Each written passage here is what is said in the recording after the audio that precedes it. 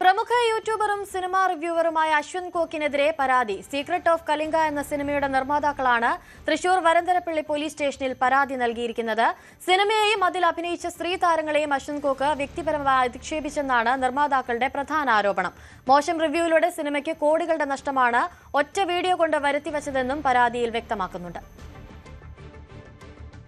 ഹരികൃഷ്ണൻ ചേരുന്നുണ്ട് കൂടുതൽ വിവരങ്ങളുമായി. ഹരി, ഇതിനു മുൻപും ഇത്തരത്തിൽ അശ്വന്ത് കോക്കിനെതിരെ ആരോപണങ്ങൾ ഉയർന്നിട്ടുണ്ട്. ഇപ്പോൾ അതൊരു പരാതിയായി പോലീസിന് മുന്നിലെത്തിയിരിക്കുകയാണ്. പ്രധാനമായും സ്ത്രീകളെ അടക്കം അധിക്ഷേപിച്ചു എന്നൊരു കാരണം കൂടി അതിൽ ഉന്നയിക്കുന്നുണ്ട്. ഇതിൽ കൂടുതൽ നടപടിക്കുള്ള സാധ്യതയുണ്ടോ? എന്തൊക്കെയാണ് വിവരങ്ങൾ? അശ്വന്ത് കോക്കിനെതിരെ ഇതിനു മുമ്പും സമാനമായ രീതിയിലുള്ള ആരോപണങ്ങൾ ഉന്നയിച്ചിരുന്നു. പക്ഷെ അത് പരാതിയായിട്ട് കൺവേർട്ട് ചെയ്യുന്ന രീതിയിലേക്ക് വന്നിട്ടില്ല. അപ്പോഴാണ് സീക്രട്ട് ഓഫ് കലിംഗ എന്ന ധ്യാൻ ശ്രീനിവാസന്റെ ഏറ്റവും ഒടുവിൽ റിലീസായ ചിത്രത്തിനെതിരെ നെഗറ്റീവ് റിവ്യൂ അശ്വന്ത് കോക്ക് പറയുന്ന ഒരു സാഹചര്യം ഉണ്ടായി. അത് വ്യക്തി അധിക്ഷേപത്തിലേക്ക് വരെ നീങ്ങിയുന്ന ഒരു സാഹചര്യം. ആ വീഡിയോ യൂട്യൂബിൽ ഏകദേശം 3 ലക്ഷത്തോളം ആളുകൾ കണ്ടു കഴിഞ്ഞിരിക്കുന്നു.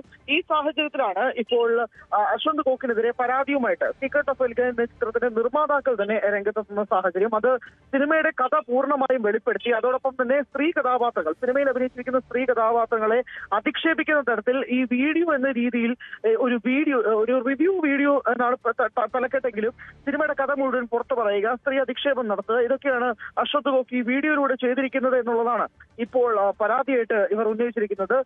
തൃശൂർ വരന്തരപ്പള്ളി പോലീസ് സ്റ്റേഷനിലാണ് ഈ പരാതി വന്നിരിക്കുന്നത്. 2 കാര്യങ്ങളുണ്ട്. ഒന്ന്, സംവിധായകനോട് സംസാരിക്കുമ്പോഴും അദ്ദേഹം പറയുന്നത് റിവ്യൂവിനേക്കാൾ ഉപരി ഇത് വളരെ മോശമായിട്ട് സിനിമയെക്കുറിച്ച് സംസാരിക്കുന്നു, ഇത് സിനിമയെ തന്നെ ബാധിക്കുന്ന രീതിയിലേക്ക് മാറിയിട്ടുണ്ട്. ഒരുപാട് ആളുകൾ തന്റെ സിനിമ കാണാതെ വരുന്ന ഒരു അവസ്ഥ ഒറ്റ വീഡിയോ കാരണം അശ്വന്ത് കോക്ക് സൃഷ്ടിക്കുന്ന ഒരു പരാതിയിലേക്ക് വന്നിട്ടുണ്ട്. ഇതിന് മുമ്പും പല സിനിമകളും, ഇപ്പൊ ഏറ്റവും ഒടുവിൽ മാധവ് സുരേഷ് നായകനായ അങ്കമട്ട ഉൾപ്പെടെ അശ്വന്ത് കോക്ക് രംഗത്ത് വരുന്ന ഒരു സാഹചര്യം ഉണ്ടായി. അത് നമ്മുടെ അഭിമുഖത്തിലാണ് കൊടുക്കുകയും ചെയ്തത്. അതിന് പിന്നാലെയാണ് ഇപ്പോൾ മറ്റൊരു സിനിമയുടെ നിർമ്മാതാക്കൾ കൂടി കേസുമായി ബന്ധപ്പെട്ട് മുന്നോട്ട് പോകുന്നത്.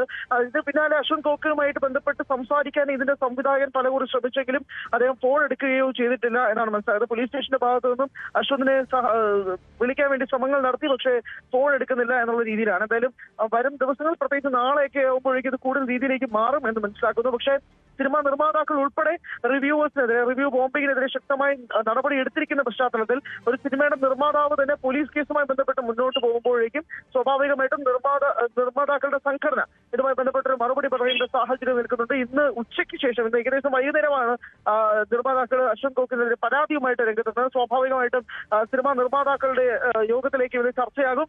നിർമ്മാതാക്കളുടെ സംഘടനയും ഇതുമായി ബന്ധപ്പെട്ട് എന്ത് നടപടിയാണ് മുന്നോട്ട് വെക്കുന്നത് എന്നുള്ളതും വരും മണിക്കൂറിൽ കാണേണ്ടത്. എന്തായാലും ഒരു റിവ്യൂവറിനെതിരെ ഒരു പരാതിയുമായിട്ട് മുന്നോട്ട് വരുമ്പോഴേക്കും റിവ്യൂ അല്ല, അതൊരു വ്യക്തി അധിക്ഷേപ രീതിയിലേക്ക് തന്നെ വീഡിയോ മാറുന്നു.